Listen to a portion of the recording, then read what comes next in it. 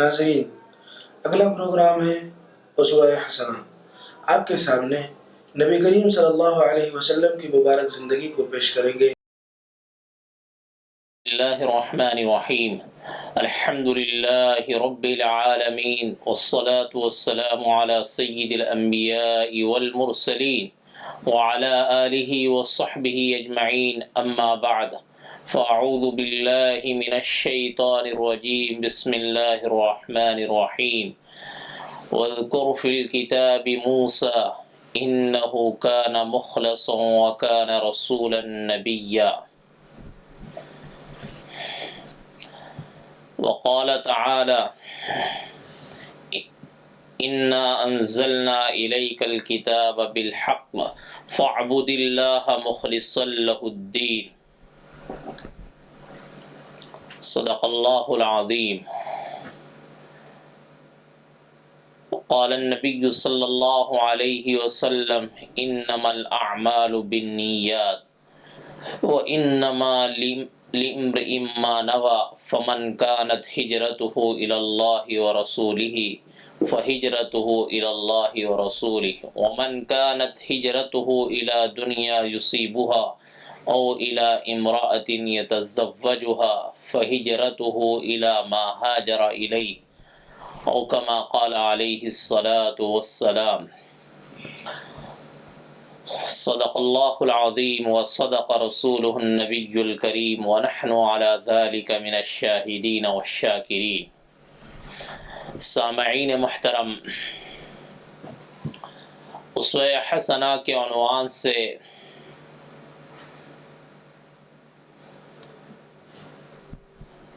ہمارا درس چل رہا تھا۔ اس کے ضمن میں، اسوہ حسنہ کے ضمن میں حضرات انبیاء علیہم السلام کی صفات اور خصوصیات آپ کے خدمت میں رکھی گئی تھیں۔ نبی رحمت صلی اللہ علیہ وسلم کی سیرت طیبہ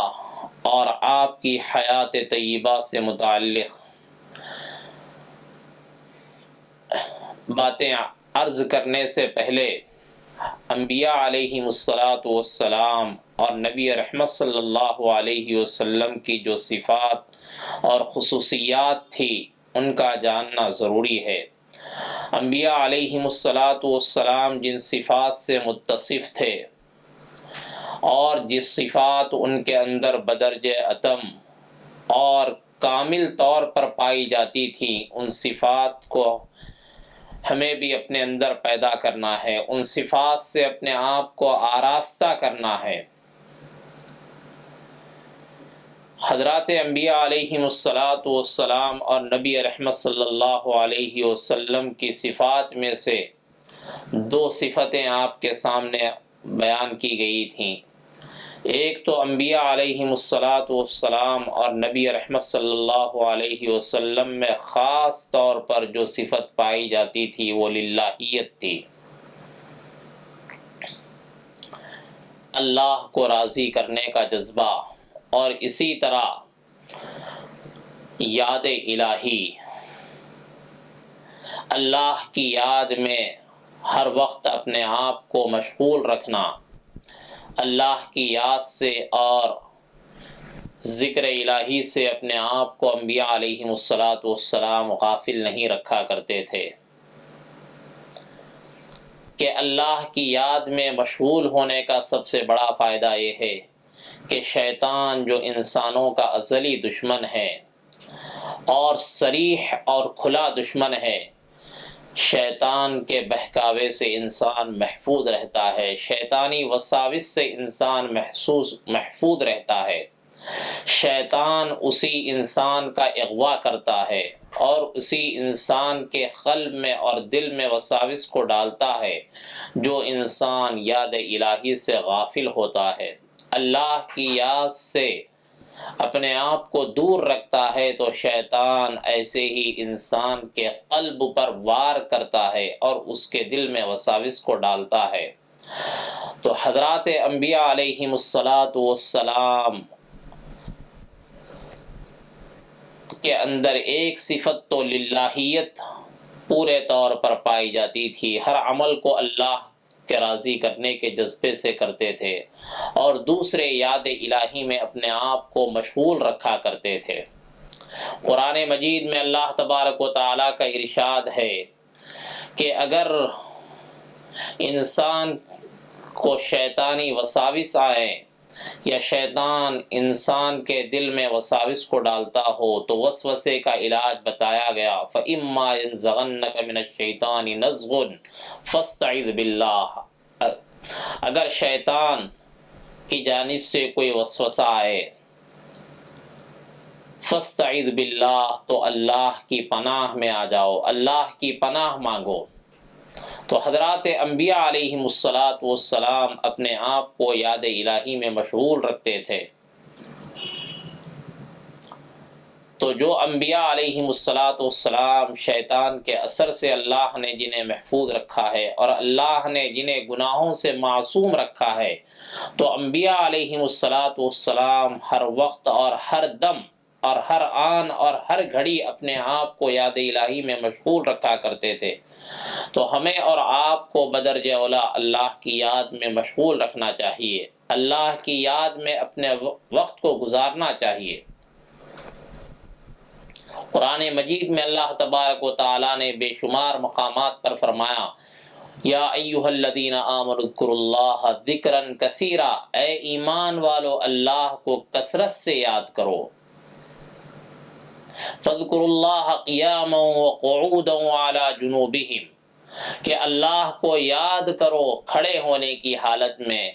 بیٹھے ہوئے ہونے کی حالت میں۔ مفسرین نے اس آیت کی تفسیر میں یہ فرمایا کہ اللہ کو کھڑے ہونے اور بیٹھنے کی حالت میں یاد کرنے کا مطلب ہر حالت میں انسان اللہ کو یاد کرے، یاد الہی سے اپنے آپ کو غافل نہ رکھے۔ کہ آج ہمارے پاس دنیا جہاں کی باتوں کے لیے وقت ہے، گھنٹوں ہماری مجلسیں دنیاوی باتوں میں گزرتی ہیں، غیر ضروری اور لایعنی باتوں میں گزرتی ہے کہ جس کا نہ کوئی دنیاوی فائدہ ہے، جس گفتگو کا نہ کوئی اخروی فائدہ ہوتا ہے۔ ایسی باتوں میں ہم اپنے قیمتی اوقات کو ضائع کرتے ہیں۔ مجلسوں میں دوسروں کی غیبتیں ہوتی ہیں، دوسروں کی برائیاں بیان کی جاتی ہیں۔ آج ہمارے پاس دوسروں کی برائیوں کے بیان کرنے کے لیے، دوسروں کے تذکرے کے لیے تو ہمارے پاس وقت ہے، لیکن اللہ عز و جل کے ذکر اور اللہ کی یاد کے لیے ہمارے لیے اپنا وقت فارغ کرنا مشکل ہو رہا ہے۔ تو قرآن مجید کی تعلیمات اور حضرات انبیاء علیہم السلام کا اسوہ اور خود نبی رحمت صلی اللہ علیہ وسلم کی سیرت طیبہ ہمیں یہ درس دیتی ہے، ہمیں یہ پیغام دیتی ہے کہ اللہ کے آخری نبی جس صفت کے ساتھ متصف تھے، یاد الہی کے ساتھ، اس صفت کو اپنے اندر پیدا کرنا ہے اور اپنے زیادہ تر اوقات کو اللہ کی یاد میں گزارنا ہے۔ تو ناظرین محترم، انبیاء علیہم السلام کی صفات میں سے ایک صفت اخلاص ہے، یعنی ہر کام کو اللہ تعالیٰ کی رضا جوئی کے لیے کرنا، اللہ کو راضی کرنے کے جذبے سے کرنا، مولا کو منانے کے جذبے سے کرنا۔ انبیاء علیہم السلام میں یہ صفت اہم اور خاص طور پر یہ صفت پائی جاتی تھی۔ ان کا ہر عمل، ہر کام، ہر نشست و برخاست اللہ کی رضا کے لیے ہوتا تھا، اللہ کو راضی کرنے کے جذبے اور نیت سے ہوتا تھا۔ انبیاء علیہم السلام ابتدا ہی سے اخلاص کے اعلیٰ ترین مقام پر فائز ہوتے ہیں۔ ایسا نہیں کہ ایک مرحلے کے بعد، ایک عرصے کے بعد انبیاء علیہم السلام کی زندگیوں اور ان کے اعمال میں اخلاص پیدا ہوتا ہے، بلکہ ابتدا ہی سے انبیاء علیہم السلام اخلاص کے اعلیٰ مرتبے پر فائز ہوتے ہیں۔ دوسرے لوگوں کے متعلق یہ تو ممکن ہے، عام انسانوں سے متعلق یہ ممکن ہے کہ مجاہدات کے بعد، ریاضتوں کے بعد ان کے اندر اخلاص پیدا ہوتا ہو، لیکن انبیاء علیہم السلام کی نفوس قدسیہ میں مجاہدات کے بغیر، ریاضتوں کے بغیر ہی اخلاص پایا جاتا تھا۔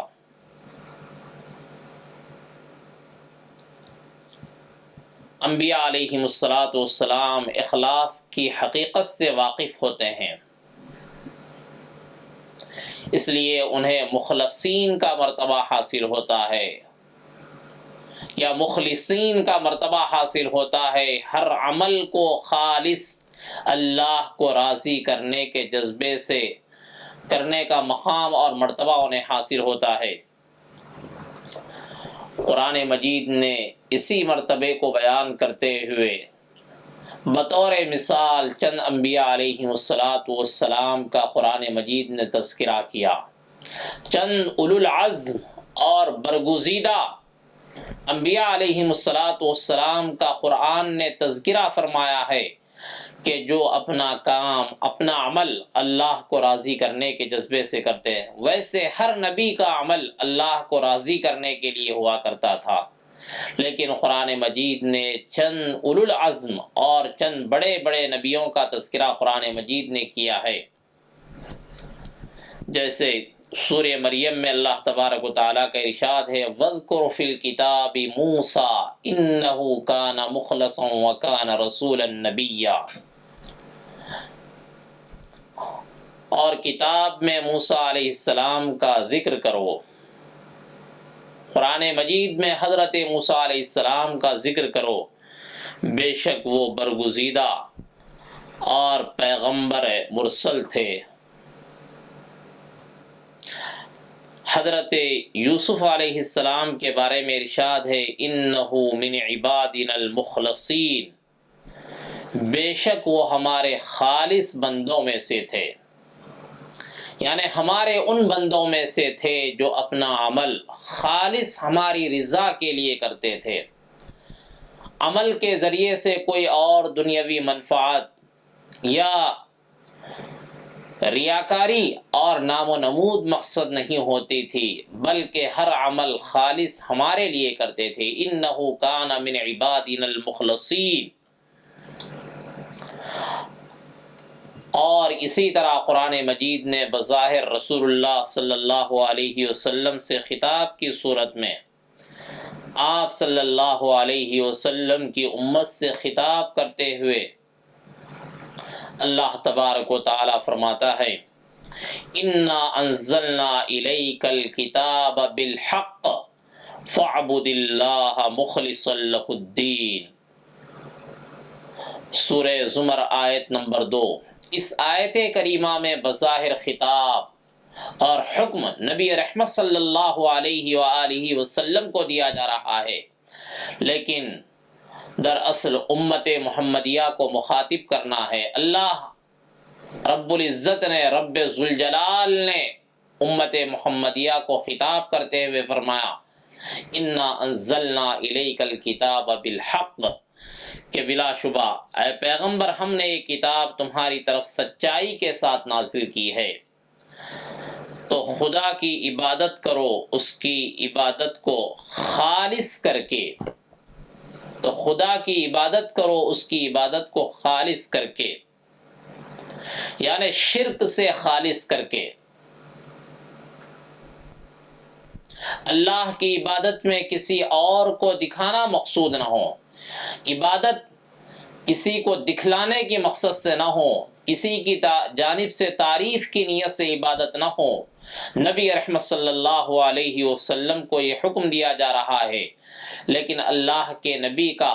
نبی رحمت صلی اللہ علیہ وسلم کی عبادت تو خالص اللہ ہی کے لیے ہوا کرتی تھی۔ تو دراصل ہم کو اور آپ کو اللہ تعالیٰ بتلا رہے ہیں، حکم دے رہے ہیں کہ اپنی عبادت کو خالص میرے لیے کرو، عبادت میں کسی کی جانب سے واہ واہ کی امید مت رکھو، کسی کو دکھلانے کی غرض سے عبادت مت کرو، کسی کی تعریف کی کی غرض سے عبادت مت کرو۔ قرآن مجید میں اللہ رب العزت نے ان لوگوں کے لیے ہلاکت کے بارے میں فرمایا یا ان لوگوں کے لیے خرابی کے بارے میں فرمایا، فویل للمصلین الذین هم عن صلاتهم ساہون، خرابی ہے، ہلاکت ہے ان نمازیوں کے لیے الذین هم عن صلاتهم ساہون، کہ جو لوگ، جو نمازی اپنے نماز سے غافل ہیں، الذین هم یراؤون، جو لوگ غافل ہیں اور جو لوگ پڑھتے بھی ہیں نماز، عبادت کرتے بھی ہیں تو ریاکاری کے جذبے سے کرتے ہیں، دکھانے کی غرض سے کرتے ہیں، بڑی بڑی نمازیں پڑھ رہے ہیں، طویل نمازیں پڑھ رہے ہیں، لیکن اندرون میں جذبہ یہ ہے، دل کے اندر یہ کیفیت پائی جا رہی ہے کہ لوگ مجھے بڑا نمازی کہیں، بڑا متقی کہیں، بڑا پرہیزگار کہیں، تو اللہ کے یہاں ایسی عبادت قابل قبول نہیں ہے، ایسی عبادت پر اللہ تعالی اجر و ثواب سے نہیں نوازتے ہیں، کہ جس عبادت کے اندر ریاکاری کا عنصر ہو، ریاکاری کا جذبہ ہو، لوگوں کو دکھانا مقصود ہو، کہ کل روز محشر، روز قیامت اللہ تبارک و تعالی ایک بڑے سے بڑا عمل کر کے آنے والا مجاہد ہے جو راہ خدا میں اپنی جان کا نذرانہ پیش کر دیتا ہے، اپنی جان کو قربان کر دیتا ہے، ایسے لوگوں سے متعلق آیا ہے کہ اللہ تعالیٰ مجاہد سے پوچھتے ہیں جہاد کرنے والے سے تم نے کس کے لیے جہاد کیا؟ وہ کہتا ہے کہ اللہ میں نے تیری رضا کے لیے جہاد کیا، تو اللہ تبارک و تعالیٰ چونکہ علیم بذات الصدور ہے، دلوں کی باتوں کو جاننے والا رب ہے، تو اللہ تعالیٰ فرمائیں گے کہ نہیں، تو نے جہاد لوگوں کو دکھانے کی غرض سے کیا تو تو اپنا اجر و ثواب انہی سے لے لے جن کے لیے تو نے اس عمل کو انجام دیا۔ آدمی دنیا میں بڑا سا بڑا عمل کرتا ہے، لیکن اگر اس کے اندر ریاکاری کا جذبہ شامل ہو جائے، ریاکاری کا عنصر شامل ہو جائے، تو سمجھیے کہ عبادت کی روح نکل جاتی ہے۔ اخلاص یہ عبادت کی روح ہے، عبادت کی جان ہے۔ اگر عبادت کے اندر سے اخلاص ختم ہو جائے، اخلاص مفقود ہو جائے، اخلاص ناپید ہو جائے، تو سمجھیے کہ وہ عبادت نہیں رہے گی، عبادت کی گویا روح نکل گئی، جان نکل گئی، تو عبادت جو ہے بے سود اور بے فائدہ ہو جائے گی۔ اسی لیے ریاکاری کو شرک خفی کہا گیا۔ شرک کی دو قسمیں بیان کی گئی، ایک تو شرک جلی ہے، شرک جلی اللہ کی ذات اور اللہ کی صفات میں کسی کو شریک ٹھہرانا، اللہ رب العزت کی ذات میں یا اللہ کی جو صفات ہیں، صفت علم ہے، صفت سمع ہے، صفت بصر ہے، ان صفات میں کسی کو شریک ٹھہرانا یہ شرک جلی کہلاتا ہے۔ اور شرک خفی، ریاکاری کو شرک خفی کہا گیا ہے۔ اگر آدمی عبادت اس غرض سے، اس نیت سے کر رہا ہے کہ لوگ میری تعریف کریں، لوگوں میں بڑا عبادت گزار شمار ہو جاؤں، تو اسے شرک خفی کہا گیا ہے۔ یہ بھی ایک طرح کا شرک ہے۔ تو حضرات انبیاء علیہم السلام کے اندر اخلاص کوٹ کوٹ کر بھرا ہوا تھا۔ ہر عمل، ہر نبی کا ہر عمل اللہ کو راضی کرنے کے جذبے سے ہوتا تھا، اللہ کو راضی کرنے کی نیت سے ہوتا تھا۔ انبیاء علیہم السلام کی یہ جو صفت ہے، اور خصوصاً نبی رحمت صلی اللہ علیہ وسلم کی ذات گرامی اور آپ صلی اللہ علیہ وسلم کی ذات اقدس میں یہ صفت بنیادی طور پر پائی جاتی تھی کہ اللہ کے نبی کا ہر عمل اللہ کو راضی کرنے کے جذبے سے ہوتا تھا۔ لیکن آج ہماری عبادتوں کا حال یہ ہے کہ ہماری عبادتوں کے اندر سے اخلاص ختم ہو گیا، ہمارے اعمال کے اندر سے اخلاص ختم ہوتا جا رہا ہے، کہ ہم اپنی نمازوں کو لے لیں، روزوں کو لے لیں، زکوٰۃ کو لے لیں، حج کو لے لیں، کہ ہماری بڑی سی بڑی عبادت ہم انجام دے رہے ہیں، لیکن اس کے اندر سے اخلاص ختم ہوتا جا رہا ہے۔ بڑے افسوس کی بات ہے اور بہت بڑا المیہ ہے کہ آج نماز، روزہ، زکوٰۃ، ان عبادتوں میں تو اخلاص ہمارا ختم ہوتا جا رہا ہے۔ حج جیسی عظیم الشان عبادت، چونکہ آج کل حج کا موسم ہے اور حجاج کرام دنیا بھر سے لاکھوں تعداد میں بیت اللہ کی حج کے لیے اور حرمین شریفین کی زیارت کے لیے جا رہے ہیں، لیکن حج جیسی عبادت میں سے بھی اخلاص ختم ہوتا جا رہا ہے۔ اخلاص کی روح نکلتی جا رہی ہے۔ حج جیسی عبادت کو بھی آج ہم نے ریاکاری اور نام و نمود اور شہرت اور اسراف اور فضول خرچی کی چیز ہم نے بنا دیا ہے کہ آدمی لاکھوں روپے خرچ کر کے جاتا ہے حج کی عبادت کو انجام دینے کے لیے، فرید حج کی ادائیگی کے لیے۔ زندگی میں ایک مرتبہ حج کا موقع آتا ہے بعض حضرات کو فریضے کی ادائیگی کا، لیکن اس کے اندر سے بھی اخلاص ختم ہو رہا ہے۔ حج کی باضابطہ ویڈیوگرافی ہو رہی ہے، حج کی روانگی سے پہلے، فرید حج کے پر روانہ ہونے سے پہلے ویڈیوگرافی ہو رہی ہے، دعوتیں ہو رہی ہیں، تو بالکل اس میں ویڈیوگرافی اور بالکل غیر شرعی اعمال، جس طرح نماز، روزہ، زکوٰۃ ایک فریضہ ہے، حج بھی ایک فریضہ ہے، لیکن امت نے آج حج کو ایک رسم بنا لیا ہے، جس کی وجہ سے حج کے اندر سے اخلاص ختم ہوتا جا رہا ہے کہ ریاکاری اور نام و نمود کا جذبہ حج جیسی عبادت میں بھی شامل ہو گیا ہے۔ نبی رحمت صلی اللہ علیہ وسلم کی وہ حدیث صادق آتی ہے جو اللہ کے رسول صلی اللہ علیہ وسلم نے بیان فرمایا ہے۔ امام غزالی رحمۃ اللہ علیہ نے احیاء علوم الدین میں اس حدیث کو نقل فرمایا کہ نبی رحمت صلی اللہ علیہ وسلم نے شاید آج ہی کے دور کے بارے میں فرمایا کہ اخیر زمانے میں 4 طرح کے لوگ حج کریں گے، اخیر زمانے میں 4 طرح کے لوگ حج کریں گے۔ بادشاہ سیر و تفریح کے لیے، جو بادشاہ ہوں گے، حکمراں ہوں گے تو سیر و تفریح کی نیت سے حج کریں گے، اور امراء اور مالدار تجارت کی نیت سے حج کریں گے۔ اور نبی رحمت صلی اللہ علیہ وسلم نے فرمایا کہ فقراء بھیک مانگنے کے لیے، کہ آج جو ہے بین الاقوامی سطح پر مانگنے کو ایک پیشہ بنایا گیا، گداگری کو ایک پیشہ بنا لیا ہے لوگوں نے، اور حج جیسی عظیم الشان عبادت کے موقع سے بھی لوگ مانگنے کی نیت سے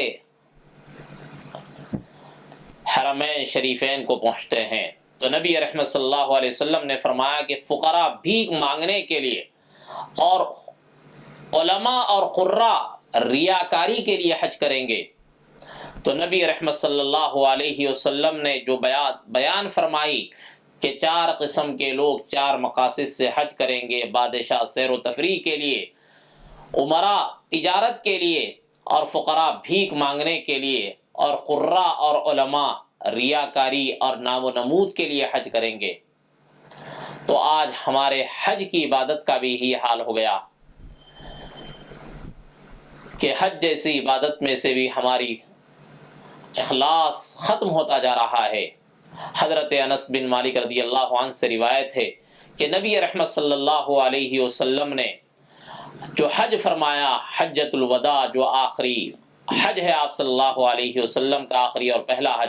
کہ اللہ کے رسول صلی اللہ علیہ وسلم کا معمولی سے کجاوا تھا اور آپ صلی اللہ علیہ وسلم معمولی چادر اوڑے ہوئے تھے۔ نبی رحمت صلی اللہ علیہ وسلم کی زبان مبارک سے جو الفاظ نکلے، اللہ کے رسول صلی اللہ علیہ وسلم نے فرمایا، اللہم حجتا لا ریاء فیہا ولا سمعہ، اے اللہ اس حج کو ایسا حج بنائیے، ایسا قابل قبول بنائیے کہ جس میں ریاکاری اور نام و نمود اور شہرت طلبی نہ ہو۔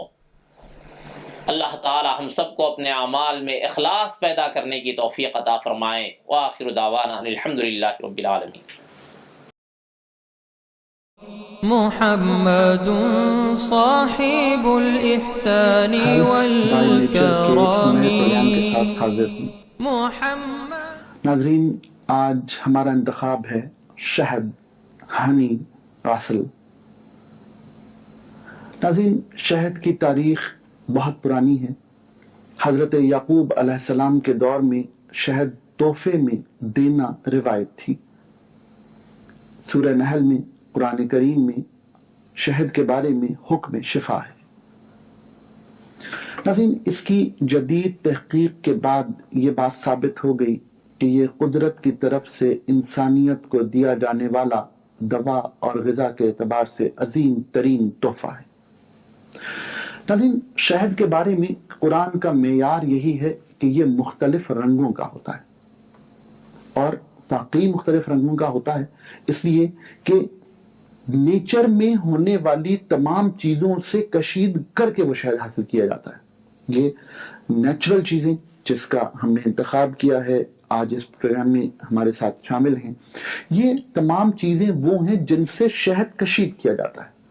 ہم اگر کسی ایک چیز کا فائدہ بتا رہے ہیں تو وہ کسی ایک چیز کا فائدہ ہے، لیکن ناظرین اگر شہد کا فائدہ بتا رہے ہیں تو وہ من حیث المجموعی سب کا فائدہ ہے، اس لیے کہ شہد کی مکھی میں یہ صلاحیت ہے کہ اگر وہ کسی جگہ سے کوئی زہر حاصل کر لے تو اللہ تعالیٰ نے اس کے لبلوز میں یہ خاصیت پیدا کی ہے کہ اس کے اندر شفا بن جاتی ہے، اس کی زہر کی صلاحیت ختم ہو جاتی ہے۔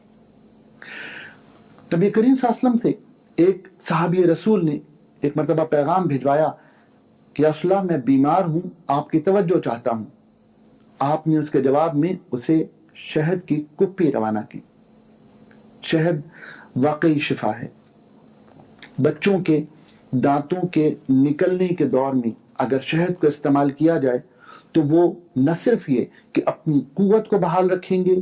نئی قوت حاصل کریں گے، نیوٹریشن میں بہتری ثابت ہوگی، ان کی ہڈیوں کی بڑھوتری ہوگی اور ان کو قوت حاصل ہوگی۔ اگر بچے دانت نکال رہے ہیں تو بھی شہد کو استعمال کیجئے۔ اگر اس میں کھیل کیا ہوا سہاگا شامل کر لیں تو بچے دانت آسانی سے نکال لیں گے۔ بڑھتے ہوئے بچوں میں اگر آپ کوئی قوت بخش چیز استعمال کرنا چاہتے ہیں تو وہ شہد ہی ہے۔ 5 سے لے کر کے 12 سال تک کے بچوں کو 3 سے لے کے 4 چمچ شہد پانی میں ڈال کر دیجئے یا دودھ میں۔ دودھ بھی قدرتی غذا ہے۔ اس سے بڑے لوگوں میں اگر فرض کریں کہ کوئی قوت چاہتا ہے تو وہ پانی کے ساتھ استعمال کر سکتا ہے، دودھ کے ساتھ استعمال کر سکتا ہے، اپنی چائے کے ساتھ استعمال کر سکتا ہے۔ دنیا کے کئی ممالک میں جو کہوا ہے اس کے ساتھ چینی کا استعمال نہیں ہوتا، وہ لوگ شہد ہی کا استعمال کرتے ہیں، اور خاص طور سے ٹھنڈے علاقے کے لوگ۔ شہد کی قوت کار کیا ہے اور شہد کی زندگی کیا ہے؟ تاریخ کا حوالہ یہ ہے کہ 3500 سال پرانا ایک مرتبان فرعون کے مقبرے سے نکلا ہے۔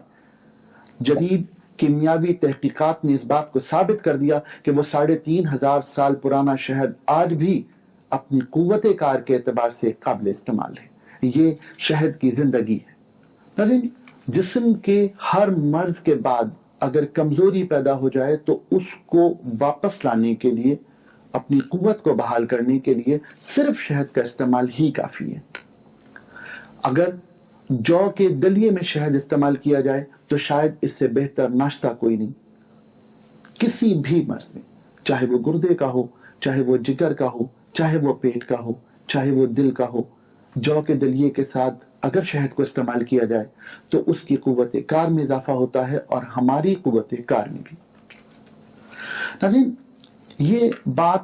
ہمیشہ سے متنازع رہی کہ ذیابیطس کے مریضوں کو شہد استعمال کرنا چاہیے یا نہیں۔ ناظرین،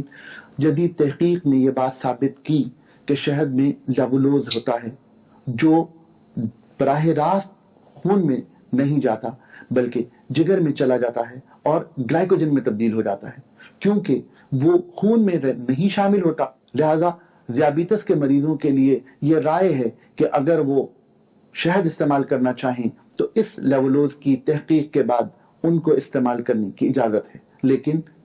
کیونکہ ان تحقیقات کا دائرہ وسیع نہیں ہوتا، بعض اوقات یہ تمام چیزیں بعد میں جا کے غلط ثابت ہوتی ہیں، اس لیے میں یہ نہیں کہہ رہا کہ بے تحاشا استعمال کریں، کم استعمال کیجئے، آپ کی صحت کے لیے بہتر ہے۔ شہد کو اگر کسی بھی طرح استعمال کیا جائے، چاہے خالص حالت میں، چاہے کسی چیز میں ملا کر، ہر صورت میں شہد کی افادیت باقی رہتی ہے۔ یہاں ایک بات خاص طور پر کہنا چاہوں گا کہ شہد اصلی کیا ہوتا ہے اور نقلی کیا ہوتا ہے۔ یہ کہنا بہت مشکل ہے کہ شہد اصلی کی پہچان کیا ہے۔ کچھ لوگوں نے کہا کہ کتا جسے نہیں کھاتا وہ شہد ہوتا ہے، کچھ نے کہا کہ وہ ایسے جل جائے تو شہد ہوتا ہے، کس نے کہا کہ فلان چیز میں ڈال دو تو شہد ہوتا ہے، کسی نے کہا ہینگ میں ڈال دو تو شہد ہوتا ہے۔ ناظرین، شہد خالص میرا خیال ہے کہ صرف وہی ہے جسے آپ خود نکالیں، اس لیے کہ تجارتی استعمال کے لیے نکالا جانے والا شہد جس طرح پروسیس کیا جاتا ہے، جس طرح پیک کیا جاتا ہے، عام طور پر اس میں پھولوں کا زر گل ضائع ہو جاتا ہے اور وہ اس افادیت کا نہیں رہتا جس افادیت کا خالص شہد ہونا چاہیے۔ شہد استعمال کیجئے، لیکن اس بات کو ذہن میں رکھیے کہ جو چیز آپ استعمال کر رہے ہیں کیا وہ کسی تجارتی مقاصد سے نکل کر آپ کے ہاتھ میں آئی ہے؟ اگر ایسا ہے تو اس شہد کی افادیت یقیناً ہماری اس ہدایات کے مطابق کم ہو جائے گی، لیکن خالص شہد اگر آپ حاصل کر رہے ہیں، اور خالص شہد کی پہچان یہی ہے کہ آپ خود اسے نکالیں، اگر وہ شہد آپ کے پاس ہے تو وہ نعمت ہے۔ ناظرین، ان تمام چیزوں کی موجودگی میں یہ بات حتمی طور پر کہی جا سکتی ہے کہ شہد نے پچھلی کئی صدیوں میں غذا اور دوا کے طور پر انسانیت کی بہت خدمت کی ہے۔ محمد تاج رسل اللہ